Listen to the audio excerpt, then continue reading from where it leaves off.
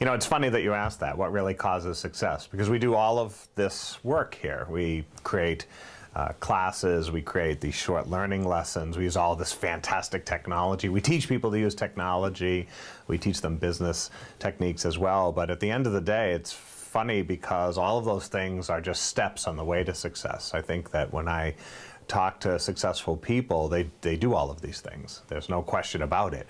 But they also do something different. And I think about what causes success, and as much as it's money and technology and skills and all of those instruments, if you will, to being successful, I also think it's a different set of mental habits. I think people think differently as they are focused on becoming successful, and when they become successful, they actually have different thoughts and they apply different ideas to what it means to be successful.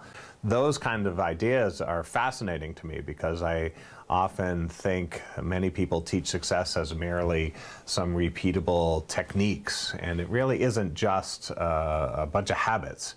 It's also a different way of thinking. First thing I notice from high-performing individuals is that they're all goal-focused. I've never met a high-performing individual who wasn't crystal clear on what their goal was. They knew what they were trying to do. They had it in mind every single day. They used it as a guide on what decisions to make, what things to learn, where to spend their money, what clients to take. Goal focus is extremely common amongst high-performing individuals. I think getting up every single morning and saying, here's why I'm going to work, here's what I'm hoping to achieve, and here's what I will enjoy when I reach that success. What will be that reward? I think that makes a world of difference. I think having a purpose for your efforts is what truly energizes you every single day.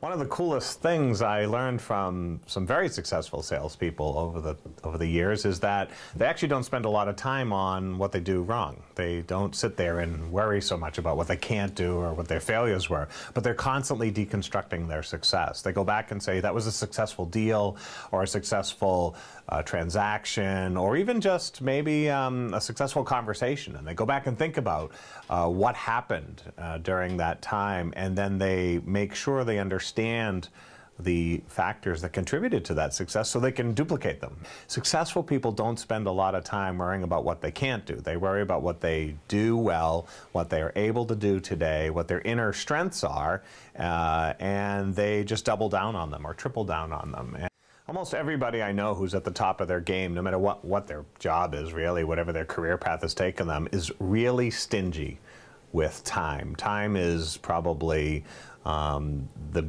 greatest capital item that they have, that they actually don't stress about managing their time. They stress about hoarding their time, and I think that's different.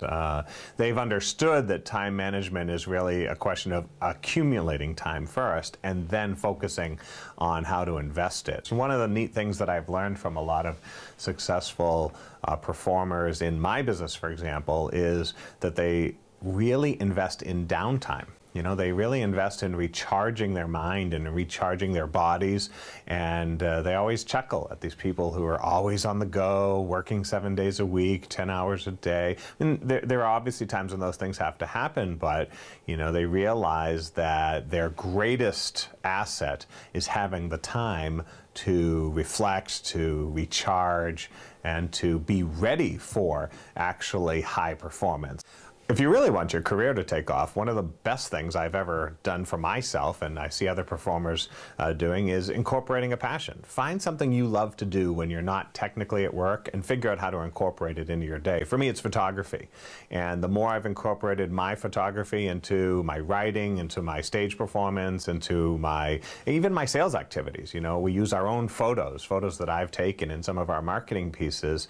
The more fun it is and the more effective. Nothing has helped me become more successful than when I've had to try and teach others to be successful. And when I think about highly successful people, they're always mentoring someone. And if you really want to reach pinnacle performance in yourself, then I think you sort of owe it to yourself to get involved in mentoring and spreading good ideas in your industry, in your community, and obviously in society.